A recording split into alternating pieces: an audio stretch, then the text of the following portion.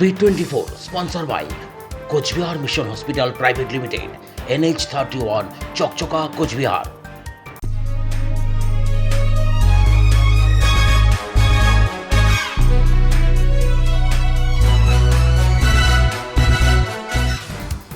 BJP कार्यकर्ता पर लगे तृणमूल कांग्रेस के कार्यकर्ता के घर पर हमला करने के आरोप। बीजेपी की ओर से इन सभी आरोपों को झूठा बताया गया।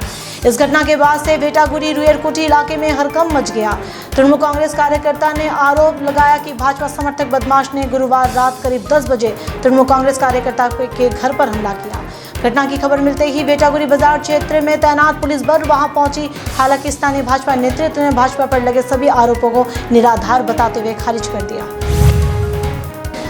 पैसे न मिलने पर बेटे ने की मां की हत्या। यह घटना चिल्कीरहाट क्षेत्र के एक मुखा गांव के कालीगंज हाट के पास हुई।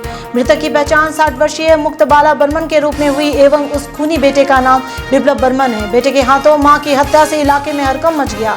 काफी दिनों से मां बेटे में आपस में नहीं बन रही थी। उस दिन मां से पैसे मांगने पर न मिलने के बाद विप्लव ने अपनी मां को भाले से मारा। भाले के वार से मुक्तबाला बर्मन की मौत होगी। पुलिस को सूचना देने के बाद कोतवाली थाने की पुलिस मौके पर पहुंची और शव को बरामद कर पोस्टमार्टम के लिए ले गई। वहीं खूनी विप्लव बर्मन वर्तमान में फरार है। निर्धारित समय सीमा पार होने के बावजूद भी चौराहा बाजार में कई दुकानें खुली रखी गई। खबर मिलते ही दिनाटा थाने की भारी पुलिस बल बाजार में अभियान चलाया और छापेमारी की। सुबह 7 से 10 बजे तक दुकानें खुली रखने के राज्य सरकार के निर्देश के बावजूद कई दुकानें उस समय के बाद भी खुली रखी गई, जिसके बाद बाजार समेत अलग अलग इलाकों में छोटी छोटी दुकानों को पुलिस द्वारा बंद करवाया गया। स्वैच्छिक संस्था की पहल से कोरोना मरीजों की मदद के लिए सेफ होम खोला गया, जिसमें डॉक्टरों को हर संभव तरीके से मरीजों के इलाज के लिए उनके साथ खड़े रहेंगे।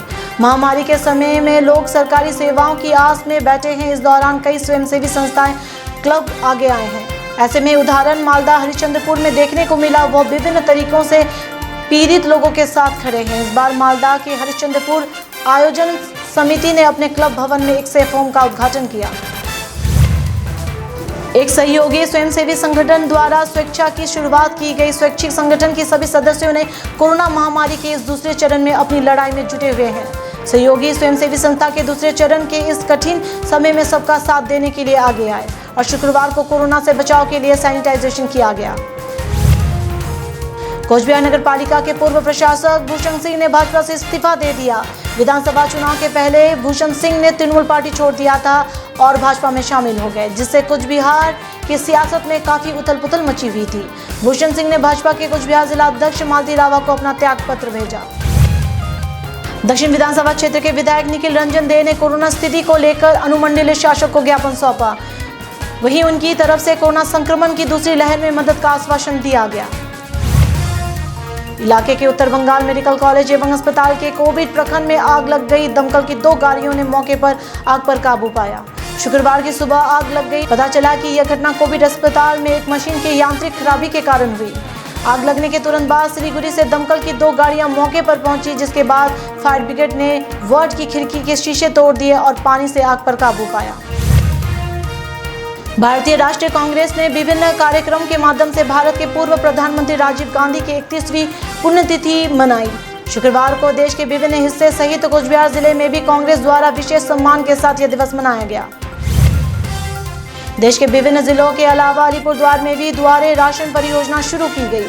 स्वास्थ्य नियमों के अनुसार राशन दिया जाता है। मुख्यमंत्री ममता बनर्जी के सत्ता में आने के बाद इस परियोजना की घोषणा की गई, जिसके बाद राज्य के विभिन्न जिलों में इस परियोजना का उद्घाटन किया। शुक्रवार के दिन कुल 45 लोगों को राशन मुहैया कराया गया।